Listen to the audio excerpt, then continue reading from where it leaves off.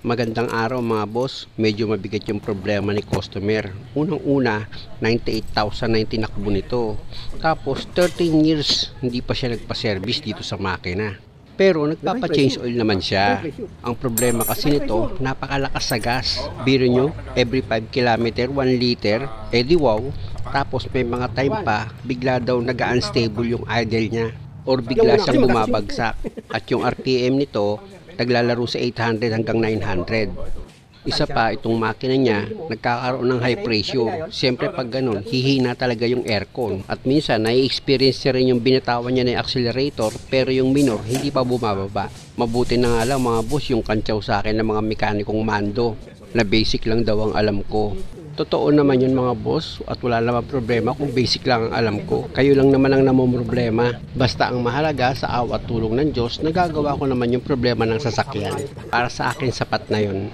Umpisahan ko na yung trabaho mga boss. Una, tinanggal ko yung mass airflow sensor nito dito sa air filter cover niya. Tapos itong breather niya dito sa valve cover, tatanggalin ko rin yan mga boss. May clamp yan, ilihis nyo lang. Pati dito sa cover ng air filter mga boss, yung clamp dyan, niluwagan ko na rin yan. Tapos yung dalawang clip dito sa air filter cover mo, ilihis mo lang yun para matanggal mo na itong air filter cover mo. O ayan na mga boss, natanggal ko na. Ilapit ko muna itong camera mga boss. Kung makikita nyo itong throttle body ni customer, grabe na yung dumi niyan eh. Tignan nyo yung pinaka plate niya, medyo umangat na siya ng kaunti. Kaya nangyari, yung minor nito, mataas siya. Kaya minsan nai-experience si customer, nakabitaw na siya sa gas pedal niya, pero yung minor, ang bagal niyang mag-react. Kumbaga mabagal siyang bumaba. Kaya pumasok sa isip ko mga boss, iisa lang ang pinanggalingan ng problema. Itong throttle body lang, marumi lang talaga yan. Kaya nagkaroon siya ng high pressure unang-una. Kasi nga, yung minor mataas eh. Kasi mga boss, isa sa pinanggagalingan ng high pressure, unang-una dyan yung pag na-traffic ka, lalo't pataas yung minor mo, mag-iinit yung makina. Ayon sa kwento ni customer, bago na thermostat, nagpalit na siya ng auxiliary fan. Kaya lang yung minor niya naman, mataas.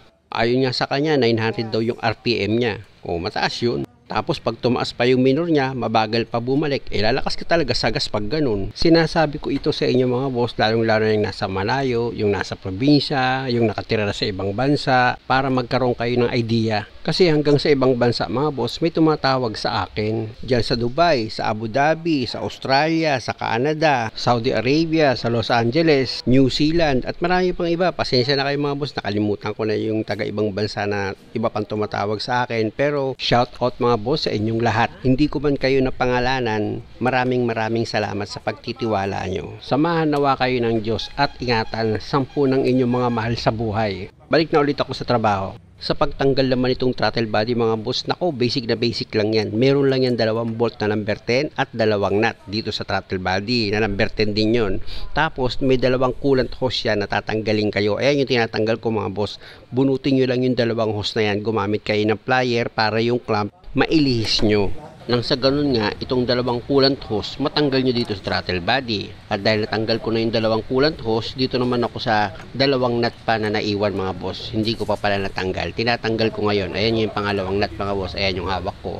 Tapos pwede nyo na ngayon hugutin itong throttle body. O, diba? Ang mainit. Tanggalin ko ulit. Okay. Napasok ako nung una mga boss eh. Kasi galing lang to sa andar eh. Tapos kung makikita nyo itong throttle body niya, ayan napakarumi yan mga boss. Kaya lang mainit talaga mga boss, ibaba ko muna. Hindi na talaga kaya ng power ko. Nako po, dito nga muna ako sa spark plug mga boss. Palamigin ko muna yung throttle body bago ko yung linisan. Hugutin ko itong 4 na socket wire dito sa bawat ignition coil nitong spark plug. Kaya ako naman papalitan ito ng spark plug mga boss dahil nga minsan nakaka-experience si customer na nagkakaroon ito ng unstable dito sa idling niya. Pag gano'n ang nangyari sa sasakyan nyo mga boss, lalo't matagal na kayong hindi nagpapalit ng spark plug, syempre natural, dyan muna kayo pumunta sa spark plug nyo. Possible na agad, dyan yung pwedeng panggalingan. Kasi kapag may mahina sa spark plug nyo, biglang pipitik yung idle nyo ngayon, yung pointer nya, biglang gagalaw yung pababa. Ayun yung sinasabing nag-unstable yung idle nyo sa spark plug yun. Ngayon na nabunod to. Ayun lang yan. Ilang taon? Baka 10 taon ng taon. Hindi, ang ano naman 100 eh. Kaya talagang Yan lang kagandahan no? Ha? tagal bago ano. Pero yun, 13 taon bago magagalaw itong makina mo. Narinig nyo mga boss, 13 years na ginamit ni customer itong spark plug niya. Walang palitan yun. Ang tinakbo na nito mga boss, 98,000 kilometer. Sa akin naman mga boss, okay lang yun. Basta ba walang problema yung makina. Kaya lang nakaramdam si customer ng problema gaya nga nung unstable na yung idle niya tapos malakas pa sa gas. Problema nga yun. Kaya sinabihan ko na si customer na bumili siya ng spark plug para mapalitan na yan. Isa na kasi yan sa pwedeng panggalingan ng unstable idling. Pasensya na kayo mga boss ha, yung pantanggal ko ng spark plug para sa ganitong sasakyan nawala. Kaya kung makikita nyo ang gamit ko dyan, yung letter L na socket wrench, ayun ang ginagamit ko ngayon. Medyo nahirapan ako sa pagpalit ng spark plug dito mga boss dahil nga sa nawala yung tools ko para pangtanggal itong spark plug. Kaysa naman hindi ko yun mapalitan itong spark plug niya. Kaya ang ginawa ko, pinagtiyagaan ko na lang gamitin itong socket wrench ko na ang forma niyan letter L. At nang maluwagan ko na yung apat na spark plug mga boss, may hiniram ako na pantanggal ng spark plug. Ayan o, kung makikita nyo yung ginamit ko. Pero yung sukat niya mga boss, kasi itong sukat ng spark plug na tinatanggal ko, number 14, ayan naman pinantatanggal ko ngayon, medyo maluwag yan. Pero kahit papano, malaking tulong na rin yan mga boss, kahit panluwag lang. Kumakabyus-kabyus man siya, mabilis kong naluwagan itong apat na spark plug.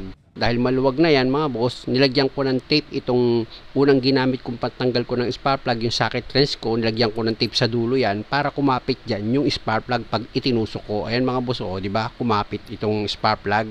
May tape kasi yan sa dulo. Ayan mga boss, kung makikita nyo, ayan, di ba? Madali ko lang tatanggal yung spark plug. Tinusok ko siya ulit. Ganun lang. Lalagyan nyo lang yung pantanggal nyo ng spark plug, yung dulo niya ng electrical tape. Sisikip kasi yung dulo nyon, kaya pag tinusok nyo yung spark plug, kakapit siya. At ito naman na yung apat na spark plug na luma na tinanggal ko. Tapos, ito na yung bagong bili ni customer na bagong spark plug mga boss. Ikakabit ko na yan. Pag inilagay nyo itong spark plug mga boss, huwag nyo siyang ibabagsak.